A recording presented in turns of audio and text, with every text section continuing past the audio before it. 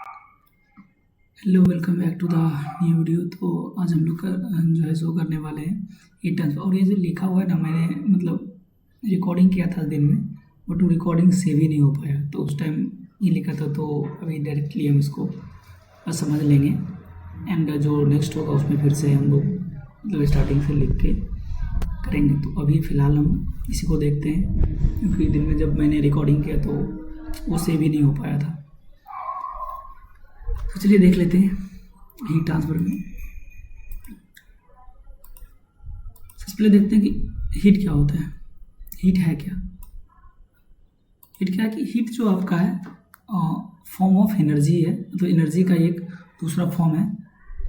And अब बात आता है कि ट्रांसफ़र का मतलब होता है कि किसी भी चीज़ को एक जगह से दूसरी जगह जो हम भेजते हैं, या कैसे भी एक जगह से दूसरी जगह जो जाता है, वो ट्रांसफ़र कहलाता है। तो यहाँ पे हम लोग जब हीट ट्रांसफ़र की बात करते हैं, तो हीट करने का मतलब जहाँ पे टेम्परेचर का बात आएगा। हीट का वो किस में होगा? उसमें टेम्परेचर होगा। अब टेम्परेचर अगर है ही नहीं तो उसमें हीट भी नहीं होगा। तो जो हीट का ट्रांसफ़र है, दैट मीन टेम्परेचर का ट्रांसफ़र है। मतलब टेम्परेचर जो एक बॉडी से दूसरे बॉडी में या एक जगह से दूसरे जगह जाएगा जब, तो उसको हम लोग बोलेंगे हीट ट्रांसफ़र। जो इसमें इसका जो मेन ड्राइविंग फोर्स होता है वो होता है आपका टेम्परेचर डिफरेंस। हीट का ट्रांसफ़र कब होगा? जब टेम्परेचर डिफरेंस होगा। मान लीजिए कोई दो ऑब्जेक्ट है, अगर दोनों ऑब्जेक्ट का जो टेम्परेचर है सेम ही हो, तो क्या हीट का ट्रांसफ़र होगा? नहीं भी होगा, क्योंकि जब टेम्परेचर सेम है तो इक्विलिब्रियम कंडीशन में है। जब तक किसी एक का टेम्परेचर डाउन नहीं होगा, एक का टेम्परेचर ज़्यादा नहीं होगा, तो वहाँ पे हीट का ट्रांसफ़र पॉसिबल नहीं होगा। हाँ, अगर टेम्परेचर कोई भी दो बॉडी का डिफरेंट है तो वहाँ पे हीट का ट्रांसफ़र हो जाएगा। तो इसका ड्राइविंग फोर्स आपका हो जाएगा, हीट ट्रांसफ़र का ड्राइविंग फोर्स आपका हो जाएगा टेम्परेचर डिफरेंस।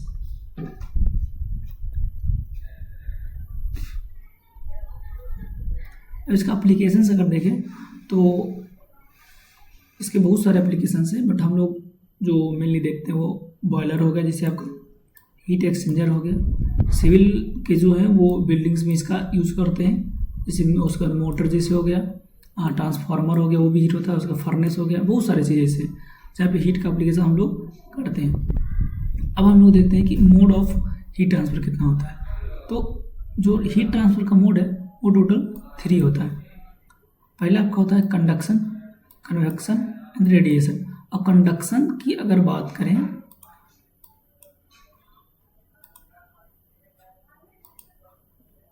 कंडक्शन जो आपका है वो मेनली आपका होता है सॉलिड में। कंडक्शन किस में होता है?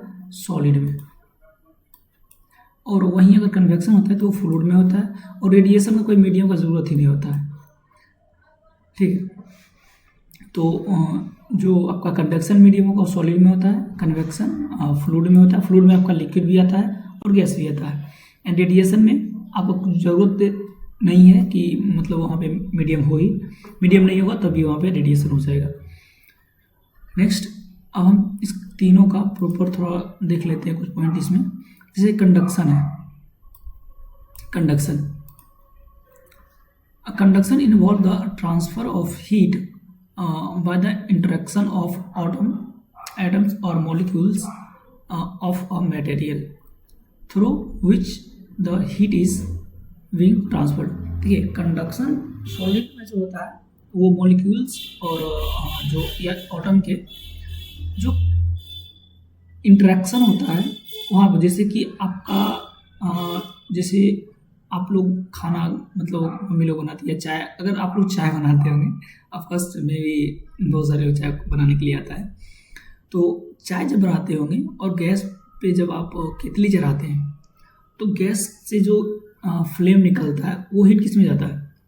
केतली के पेंदी में। बट आप लोग देखते क्या है कि जो हमारा जो केतली का हैंडल होता है वो भी हीट अप हो जाता है, वो भी गर्म हो जाता है। क्यों? वहाँ पे क्या हो रहा है? हीट का ट्रांसफ़र हो रहा है, हीट का ट्रांसफ़र हो रहा है। तो हीट का ट्रांसफ़र तो सॉलिड मटेरियल में जो हो रहा है वो कंडक्शन से होता है, कंडक्शन से होता है। अब कंडक्शन से जो हमारा मेटल्स है, मेटल में जो हीट का ट्रांसफर होता है उसका मेन रीजन होता है free electrons and vibrations. Free electrons के कारण जो हीट है वो मूव करता है एंड वाइब्रेशंस के कारण भी मूव करता है हीट। तो उसका मेन जो रीज़न है सॉलिड्स में फ्री इलेक्ट्रॉन्स और वाइब्रेशंस, इसके कारण कंडक्शन होता है। मेटल्स में, मेटल्स अब क्या होता है, सॉलिड होता है। हाँ, वो पारा एक एक्सेप्शनल है, तो वो जो है सो मेटल होते हुए भी लिक्विड फॉर्म में रहता है। नेक्स्ट आपका आता है कन्वेक्शन। और कन्वेक्शन जो होता है वो फ्लूइड में होता है। फ्लूइड आपका लिक्विड भी हो सकता है, गैस भी हो सकता है, क्योंकि फ्लूइड में दोनों आते हैं, लिक्विड गैस दोनों आते हैं। फ्लूइड में कितने आप लोग पढ़े होंगे। तो इसमें जो होता है so convection heat transfer involve fluid either liquid और गैस इन मोशन। अब इसका जो कन्वेक्शंस, जैसे कि आप केतली में चाय बना रहे हैं तो चाय में जो पानी और दूध रहता है उसमें जो हीट का ट्रांसफर होता है वो कन्वेक्शन मोड से होता है।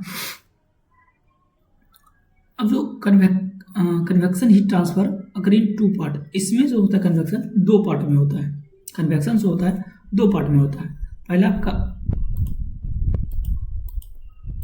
फर्स्ट पॉइंट आपका है हीट ट्रांसफर इनटू और out of a fluid to process of conduction. Fluid में जो इसका इन और आउट जो होता है वो कंडक्शन के मीडियम से होता है। The movement of fluid transfer the heated fluid as well as its thermal energy to another location. Thermal energy के फॉर्म में भी होता है, जैसे कि हम पंप से यूज करते हैं कि ट्रांसफर करने में, उसमें भी होता है।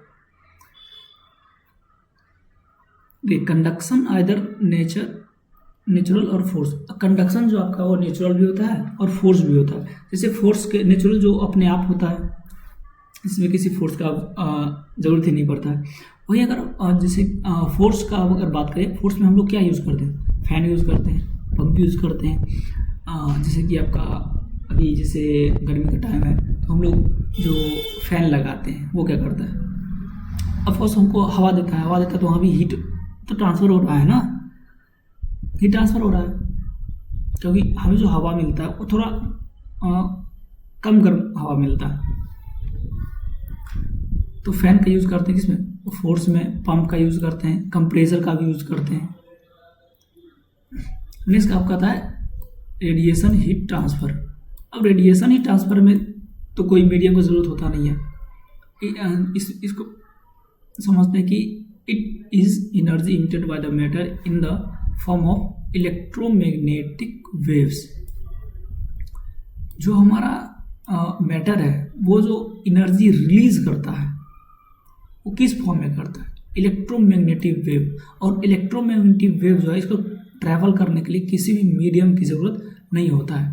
इलेक्ट्रोमैग्नेटिक वेव जैसे क्या होगा, फोटोन्स, सन का जो रे आता है, जो एनर्जी आता है वो किस फॉर्म में आता है, इसी फॉर्म में आता है, इलेक्ट्रोमैग्नेटिक वेव्स के फॉर्म में। As a result of the change in the electronic configuration of the atomic molecules. तो इसमें क्या होगा कि मीडियम की ज़रूरत नहीं पड़ती है। अब जितना भी बॉडी है, मतलब कोई भी ऑब्जेक्ट है, कोई भी बॉडी है, जो टेम्परेचर जो एब्सोल्यूट जीरो है, emits thermal energy. Thermal energy वो क्या करता है, रिलीज करता है। जैसे आपका बॉडी है, आपके बॉडी से जो एनर्जी देखते हैं, कभी नहीं बोलते हैं कि अरे तुम्हारा शरीर जो है सुबह बहुत गर्म है, तो वहाँ पे जो हीट निकल रहा है वो भी क्या है, रेडिएशन के फॉर्म में। जैसे हम लोग जैसे कि आप लोग समझते हैं आग जब जलाते हैं ठंडी के टाइम में या गर्मी के टाइम में भी, अभी जैसे कि गैस ही जला रहे हैं या फिर जो चूल्हे पर खाना बनाते हैं, तो वहाँ पर जो आग जलाते हैं उसके पास में जो आप बैठते हैं तो आपको क्या होता है कि गर्मी का एहसास होता है। वो जो वहाँ पे गर्मी का जो आपको लग रहा है, वहाँ पे जो आपको हीटअप का एहसास हो रहा है, वो क्या हम लोग आग को डायरेक्ट पकड़ लिए नहीं पकड़ रहे हैं, उसके पास में बैठे हुए हैं, फिर भी हमको लग रहा है। तो वहाँ पे जो हीट रिलीज हो रहा है और आप तक पहुँच रहा है, वो जो है सो रेडिएशन के फॉर्म में पहुँच रहा है। तो नेक्स्ट उस टाइम लिखने, जिस टाइम ये मतलब दिन में जो रिकॉर्ड कर रहे थे उस टाइम काफ़ी टाइम लगा, 40 मिनट का टोटल उस टाइम वीडियो रिकॉर्ड हुआ था, बट सेव ही नहीं हो पाया। तो अभी सिर्फ लिखा हुआ था, समझना था, तो बहुत जल्दी हो गया है। एंड ये वीडियो अभी यहाँ पर ही रहने देते हैं। नेक्स्ट जो वीडियो अपलोड होगा उसमें हम पढ़ेंगे जो लॉज, कौन कौन से लॉज हैं हीट ट्रांसफ़र में, कंडक्शन में कौन से लॉ है, कन्वेक्शन में कौन से लॉज हैं, एंड रेडिएशन में कौन से लॉज है। कंडक्शन में आपका चलता है फूरियर्स लॉ ऑफ कंडक्शन, कन्वेक्शन में चलता है Newton's law of cooling, and radiation में स्टीफन बोल्ट्जमैन लॉ जो है सो चलता है। तो ये था आपका फर्स्ट वीडियो। नेक्स्ट वीडियो जो आएगा वो डायरेक्ट जिस टाइम लिखते हैं उसी टाइम का रिकॉर्डेड रहेगा आराम से, और थोड़ा समझाने में थोड़ा ज़्यादा टाइम उस टाइम लगता है, तो कुछ एक्स्ट्रा पॉइंट भी उस टाइम बोलते हैं। तो मिलते हैं नेक्स्ट वीडियो में।